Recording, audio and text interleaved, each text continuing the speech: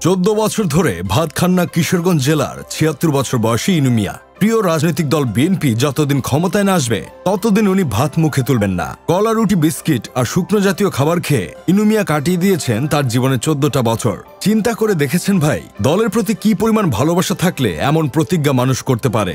এখন আমার কথা হলো, উনি একজন সাধারণ কৃষক। এই যে উনি প্রিয় দলের জন্য 14 বছর ভাত খাননি, কই কখনো তো শুনিনি বিএনপির কোন সাবেক এমপি, মন্ত্রী কিংবা বড় নেতা এমন ধরনের প্রতিজ্ঞা করতে। তারেক জিয়াকে তো কখনো বলতে শুনিনি যতদিন দল ক্ষমতায় না আসবে ততদিন ভাত খাবো না। উনি তো ঠিকই লন্ডনে বসে শুকনো ভিজা দুইটাই খাইছে। কিংবা মির্জা ফখরুল ইসলাম আলমগীর, রুহুল কবির রিজভী, তাদের মুখে তো এমন কথা শুনিনি। উনারা ঠিক এসি রুমে বসে থেকে মুরগির রান চাবাতে চাবাতে কর্মীদের এটাই বলেছেন, তোমরা রাজপথে নামো, আমরা তোমাদের সাথে আছি। নেতার কথা বিশ্বাস করে কর্মীরা রাস্তায় নেমে কুত্তা মার খায়, আর পিছন ফিরে তাকিয়ে দেখে নেতা নাই, নেতা চলে গেছে বিদেশে। শুধু কিশোরগঞ্জের ইনু মিয়া না, ঝিনাইদহ জেলার মহেশপুর উপজেলার নিজামুদ্দিন, উনিও 10 বছর ধরে ভাত খান না। উনিও প্রতিজ্ঞা করেছেন যেদিন তারেক জিয়া ক্ষমতায় বসবেন সেদিন উনি ভাত খাবেন। নিজামুদ্দিনও কিন্তু কোনো বড় নেতা না, উনি পেশায় একজন কাঠমিস্ত্রি। এখন আমার কথা হলো, যাদের জন্য তারা বছরের পর বছর ভাত খায়নি, তারা কি কখনো একবার খোঁজ নিয়ে এসে তাদের? তারা কিন্তু প্রতিদিন 3 বেলা কবজি ডুবিয়ে দুধ ভাত খেয়েছে।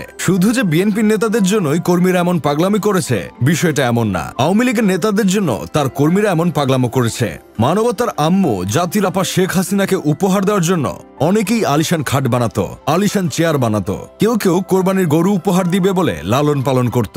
এমন পাগলামোগুলো যারা করেছে তারা কিন্তু বড় কোনো নেতা না, তারা বেশিরভাগই অসচ্ছল পরিবারের সহজ সরল মানুষ।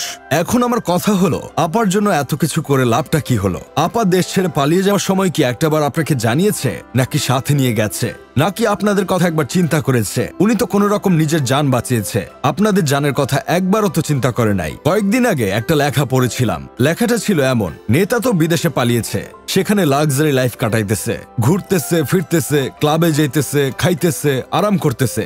যা নিয়ে গেছে তা দিয়ে তার 14 পুরুষ খাইতে পারবে।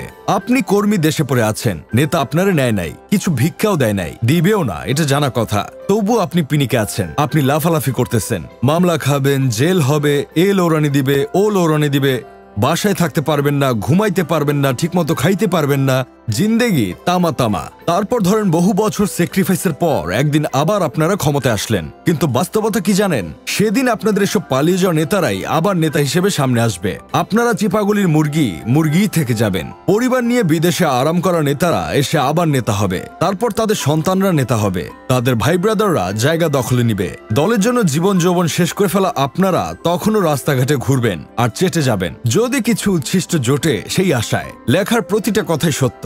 আপনার সাথে ঠিক এমনটাই হবে যদি এখনো আপনি চাটাচাটি বাদ না দেন। যাই হোক, শেষমেশ আমি গোলাম হোসেন একটা কাজের কথা কই, নেতার জন্য না বেঁচে নিজের জন্য বাঁচেন, নিজের পরিবারের মানুষজনের কথা চিন্তা করেন। এক নেতা চলে গেলে আরেক নেতা আসবে, নেতার স্থান কখনো শূন্য থাকে না। কিন্তু আপনি যদি নেতার দালালি করতে গিয়ে চলে যান, তাহলে আপনার অভাব আপনার পরিবার কখনোই পূরণ করতে পারবে না।